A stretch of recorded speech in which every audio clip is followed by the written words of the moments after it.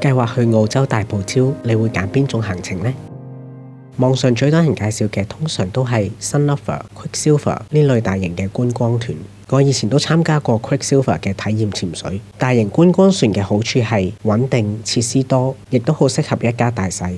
不過呢一次我由 Tasmania 飛去 Cairns 4日3夜，其中1日潛水，我冇揀大型嘅觀光船，而係報咗細船嘅 Outer Reef Day Trip。咁個原因好簡單，我係想試下另一種玩法，唔係留喺海上平台附近，而係直接坐船出去外堡礁嘅潛點。咁到底細船係咪可以睇到更多更靚嘅珊瑚、更豐富嘅海底世界呢？冇咗海上平台又會唔會好辛苦呢？今日就同大家開箱 Cairns 大堡礁細船1日遊。開始之前，我同大家分享翻一樣旅行神器 Airalo eSIM。我最中意去嘅地方就係海外旅行完全唔使換 SIM 卡，只需要喺你電話下載個 app， 出發前撳幾個掣，買定電話 plan， 到埗之後開翻 data 就可以用，一落機就有網絡，真係慳翻好多時間。以後唔使再落機排隊去買 SIM 卡，亦冇唔見 SIM 卡嘅風險。除咗方便之外，網速都係非常之穩定，無論你用 Google Map 睇片、覆信息都冇問題。Airalo 目前支援超過200個國家同埋地區，如果你一年去幾次旅行，基本上好多熱門旅遊地點你都可以揾到適合嘅 plan， 以後就唔使每去一個國家又重新買一次 SIM 卡，真係非常之方便。你用呢個優惠碼 Luca10有9折，新用戶嚟講 Luca15呢個優惠碼會有85折，連結就放喺資訊欄。我以前都嚟過 Cairns 嘅，咁嗰次嚟呢就夏季12月，非常熱同埋潮濕，熱到行出室外2步就會出汗。但今次係6月嚟，感覺就完全唔同。日頭大概20幾度，着短袖已經好舒服。朝早同埋夜晚就清涼啲，加件外套都係好舒服、好清爽嘅季節。我覺得 Cairns 好似一個大型度假村，市中心嘅話好多酒店、公寓。冇高樓大廈，啲街呢好乾淨整齊。我最中意嘅地方係 Esplanade， 海邊有條好長嘅步道，有人跑步，有人散步，有人坐喺草地休息。旁邊仲有一個人工略館，可以曬太陽、游水，加埋成排 palm trees 同埋熱帶氣候，成個感覺好有度假氣氛。如果要形容，佢有少少似東南亞熱帶城市嘅感覺，但係公共設施、城市規劃同埋整潔程度又好有澳洲風格，而且日頭同夜晚嘅景觀都係好靚，各有情調。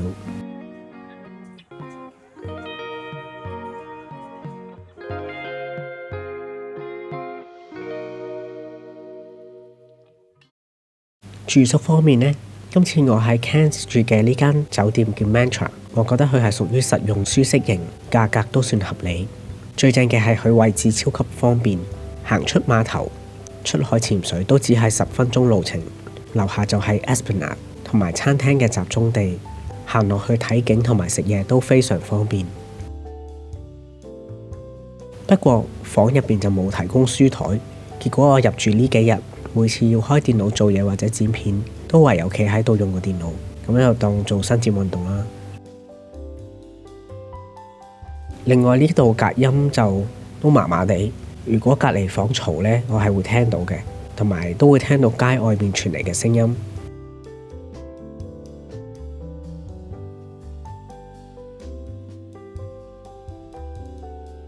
不過好彩佢個露台景觀都算幾唔錯，可以望到海同埋摩天輪。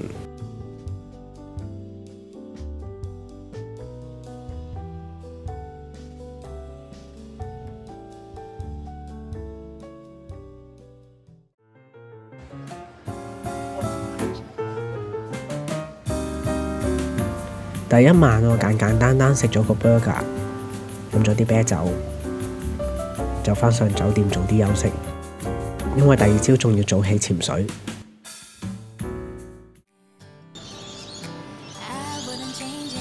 個早餐係幾好食嘅，但我食咗2塊半之後就覺得有啲流，同埋我驚食太飽呢，坐船會反胃，所以就冇食晒。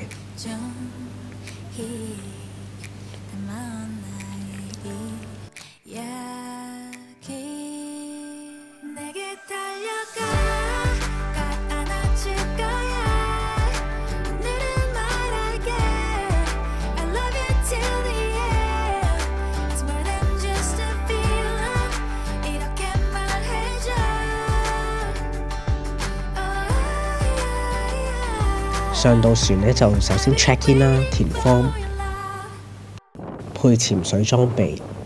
我冇帶任何自己嘅 gear， 由頭到腳都係船公司提供嘅。仲要記得食暈岸丸。如果係容易暈船嘅人咧，真係要做好準備。相比起大型觀光船，呢類型細船喺海上面嘅搖晃程度係明顯好多。當日由 Cairns 出發去外堡礁，成程都係起起伏伏。船上面有唔少人都有暈船，有人一路嘔到去潛點。我以前坐 Spirit of Tasmania 呢種大型嘅船都試過暈船，所以今次呢，我一定會食暈岸丸。加上呢個早餐都可能食得太飽，雖然我食咗暈岸丸都係有少少作悶，不過好彩唔算嚴重。架船停咗之後就冇事啦。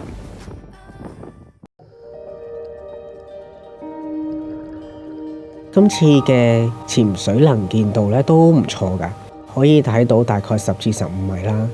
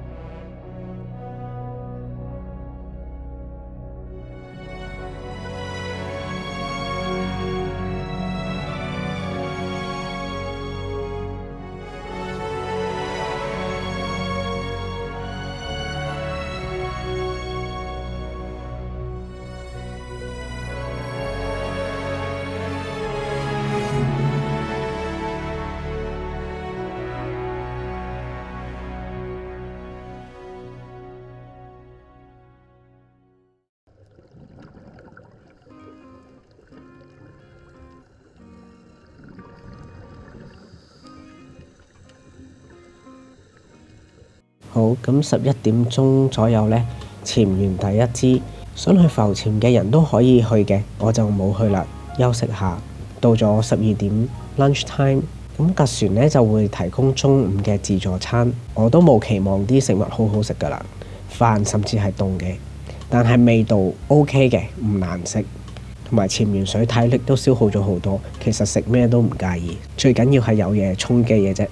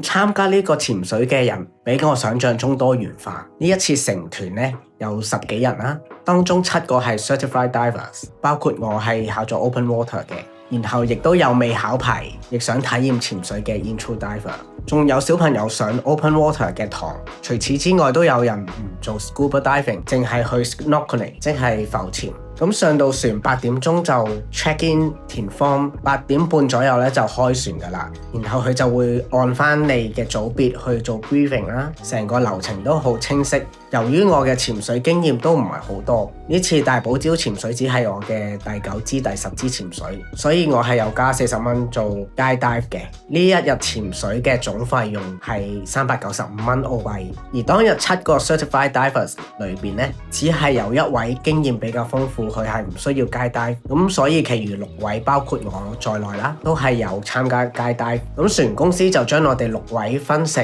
3組咁樣做 buddy， 然後我哋6個人就由一個 instructor 帶領，另外1位 instructor 喺個隊伍嘅後邊就照應大家。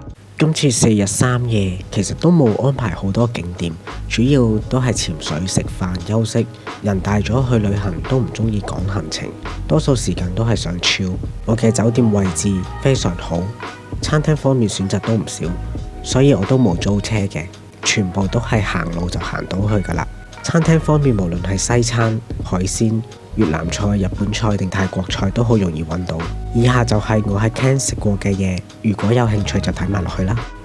落機第一餐烤豬肉春卷越南米粉，幾好食嘅。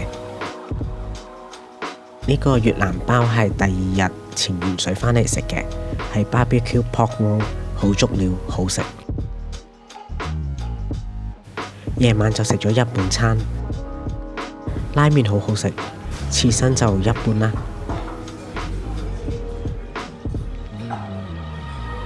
餐廳環境好靚，好有氣氛，呢間係值得再幫襯嘅。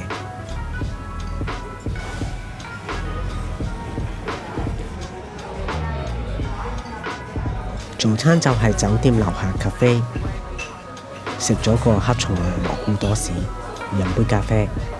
可能呢個早餐偏多油，食完之後屙咗幾次屎。然後打包咗呢個窩夫返酒店食，個窩夫鬆軟，甜度適中 ，OK 嘅。不過我就覺得18蚊價錢就偏貴。晏晝食咗雪糕，2球真係太多，個店員塞爆咗個空俾我，9個幾抵食。夜晚食咗呢間房，一般啦，正常發揮啦。